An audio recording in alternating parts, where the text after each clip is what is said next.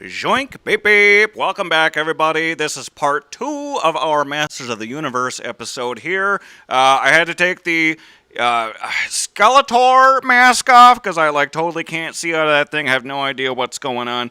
This is actually a prop from something else here. This is more of the mask I was wearing earlier. The whole thing fell apart. Doesn't look very good. That's what happens when you buy a cheap costume. So anyway, we're going to talk a little bit more about the Masters of the Universe franchise here in just a second. But first, we're going to do something we haven't done in a hot minute. We're going to recap the box office numbers. Yay! Then I'll draw a bigger picture for you of where He-Man sits in the greater scheme of things. So let's just take a quick look at that. Let's make sure the mic's is good to go. And joink.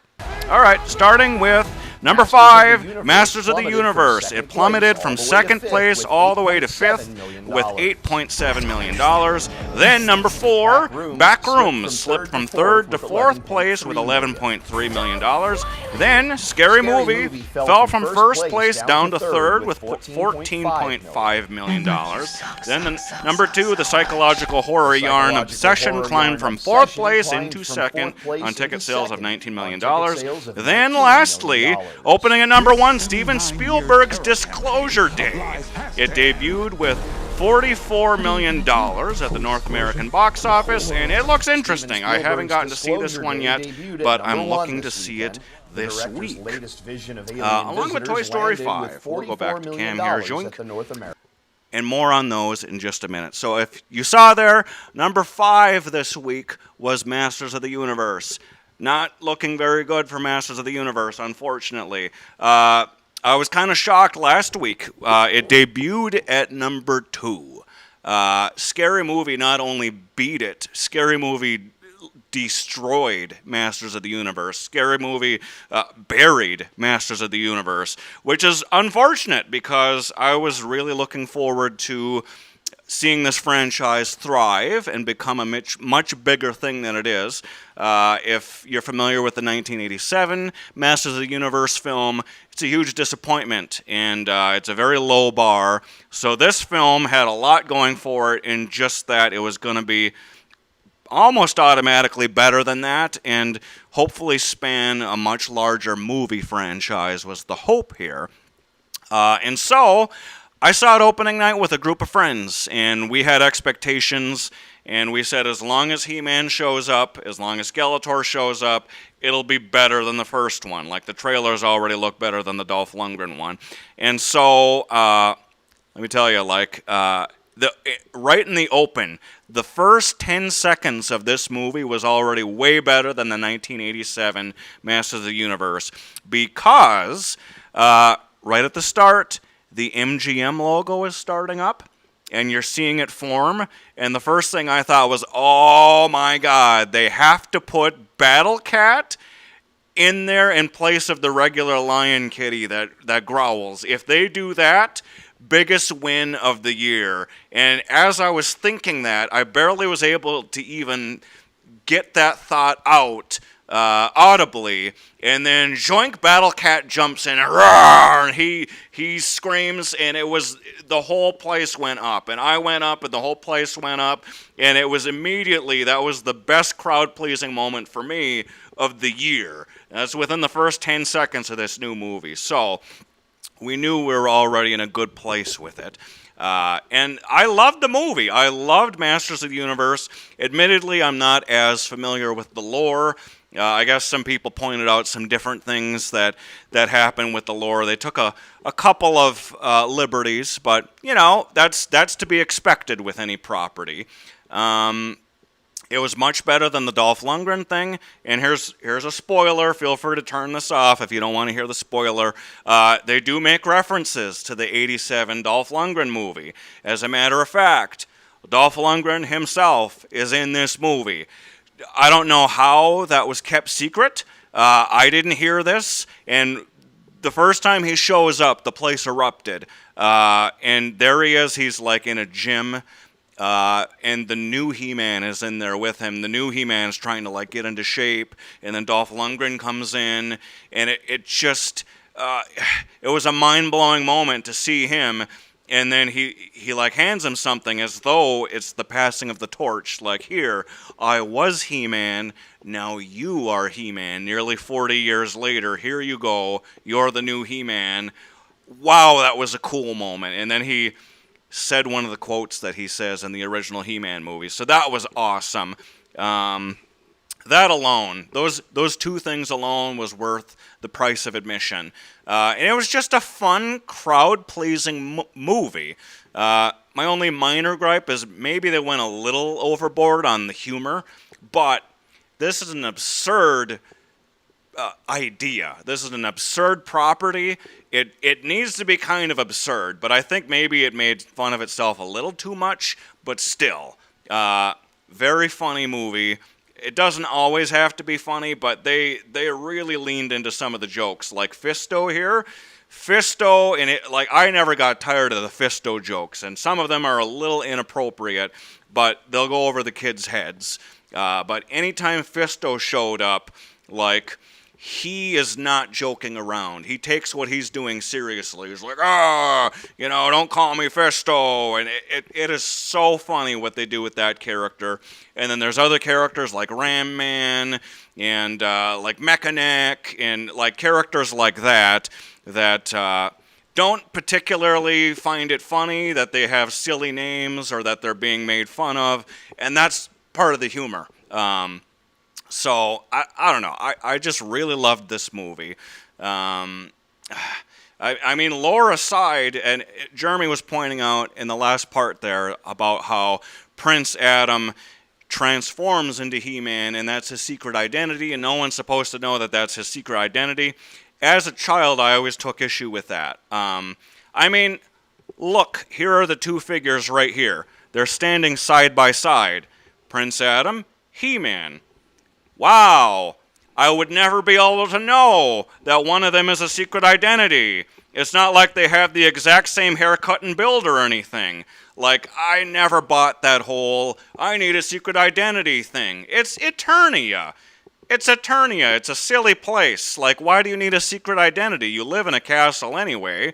Like, are you trying to fool the people in Castle Grayskull? I don't get, I never understood that whole situation. At least like Clark Kent and Superman, yes, they look exactly the same, but at least Clark Kent has glasses. He's got something to separate himself. This hair, like what if one of them was wearing a hat or something? That's the same blonde bob that you'll see. Only one person in Eternia has this exact haircut. You're telling me you're fooling every person in Eternia with this haircut? I don't think so, Prince Adam. I think we should have thought this through a little better with the whole secret identity situation. So I always took issue with that as a kid, and that kind of gets addressed a little bit in the movie, which I found to be funny. So whatever. There was another little piece of the source material that they take a liberty with, where it's not the sword that is the power. The power is inside of He-Man to begin with. Like, he's been the source of power. He just needed to believe in himself. Sure, they took a liberty. I think that's a great message. You don't have to be this strong, tough barbarian to be able to be a superhero. You need to find the greatness within yourself in order to do these things. So, I didn't have an issue with that. What else? I only had one other, like, really tiny little gripe that was not even anything, really, and Jeremy kind of touched upon it a little bit. One of my favorite characters is Moss Man. And Moss Man, like, he gets killed right away, he has no lines, and that was kind of part of the joke, and it was a little bit funny, but I felt bad for Moss Man because growing up, we had only four He-Man figures. Well, 5, actually. It was Prince Adam / He-Man, so those 2, and then Skeletor over here, and then Moss Man. Moss Man wasn't able to make it today. He got dissolved in the movie, but the character does exist somewhere. And then lastly, Cyclone Man, this blue-yellow looking guy here. I don't know a lot about Cyclone Man, but I thought it would have been really cool to have seen him on the big screen, because that's one of the only characters I knew from that world, apart from the main characters. So it would have been cool to have seen him, but I didn't expect it, and it didn't straight up disappoint me that he wasn't there. I know Cyclone Man is a little more of an obscure character, so it wasn't a deal breaker. There's maybe room for Cyclone Man further on down the line. So there's that. The characters I wanted to see basically were there, except for Cyclone Man. I thought Skeletor was great, even though I'm not a fan of Jared Leto, and a lot of people aren't. They say that Jared Leto destroys a franchise when he shows up and plays a part, and this could very well be the continuing curse of that. Although we overall enjoyed his performance, this movie is not doing well in the box office, unfortunately. It opened at number 2 last week, is dropped down to number 5. It's not making much money. It was like $65 million or something, and it had like a $200 million budget. So it's not going to make its budget back theatrically. It's going to have to sell a lot of toys, make a lot of money for streaming and any other kind of merch if it wants to see any kind of a profit, which may not even happen. But don't tell that to Jeff Bezos. He doesn't even care. He doesn't even care. Amazon Studios, he's like, this is such a successful movie. We're doing such a good job with this movie. Huge success for us, and they're already talking about the future of this franchise, which, as far as I'm concerned, that is kind of what's important. I was always really looking forward to sequels to this. I want it to be a sprawling movie franchise. I want there to be a TV spinoff based on this version of the characters.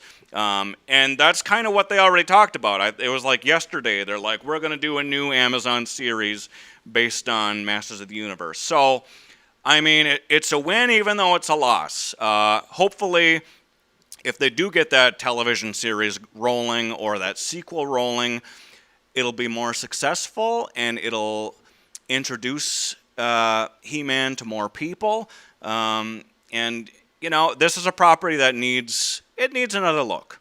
The animated series was great. Say what you will about the Dolph Lundgren movie. Then there were many different reboots of the television series. There was the New Adventures of He-Man, and then the 2002 series, and then the new Kevin Smith series. There's just a lot. There's a lot to explore. I even watched there was the Christmas special with She-Ra that came out. She-Ra is going to be a big part of the future of this franchise as well. And she's introduced in that first animated movie, which was pretty cool. I never got to see that entire animated movie back in the day. So, real quick, my introduction to this franchise was through the toys. This franchise was kind of out the door by the time I discovered it and started figuring out what it was. It wasn't quite my generation. It was my older brother's generation. I had 2 older brothers, and they had the toys. They watched the animated series. They were He-Man fanatics. And through them, I kind of learned what He-Man was. Even though I never got to see the show when it was originally airing, it was pretty much done by the time I was starting to discover things like this. But, we had some of these figures. I think we had an awful lot more as kids as well. My brothers were pretty rough with the toys and destroyed a lot of them, either on purpose or on accident, but I'm sure we had an awful lot of these He-Man toys. All these 80s kids did.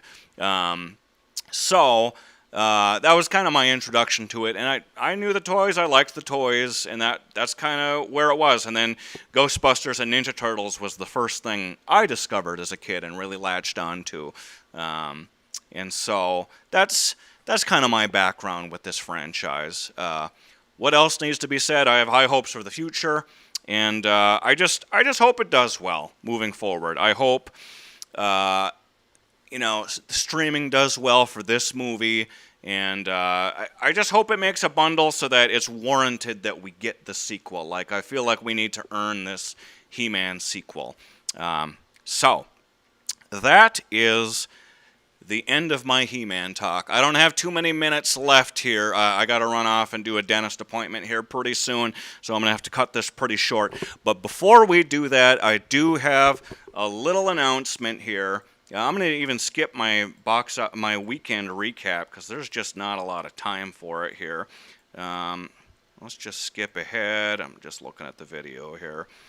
So, unfortunately, I do have a quick little announcement here, which is that if you have tuned in on the TV to watch my movie hits the last couple of weeks and you haven't seen my movie hits, it's because those have been canceled, unfortunately.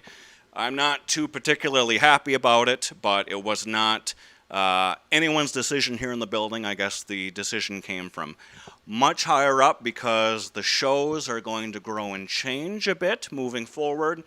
I was assured that it's nothing against, my segment or me or any of the shenanigans that took place during the segment, but that the shows needed that little time slot for more hard news, is what I'm told. So hopefully there's a way to squeeze some fun into these shows still. So it's unfortunate. I had many more plans for many more of those TV hits, but that doesn't mean the show is gone from the TV, and it doesn't mean that I'm gone from the TV either. There's plenty of additional opportunities for me to show up on the TV and annoy you guys over the next however long here before I get fired. So, in memoriam of my TV hits, I put together a quick little slideshow to just recap all the hits from this year before abruptly they ended. So, let's take a quick little look at that. Joink! And here we are, cue the Sarah McLachlan music. This is our first hit of the year. This was the Nicolas Cage Film Fest. I was talking about, they had Caged In at the Depot there. And then the following week was Primate, which was a new one that I really enjoyed.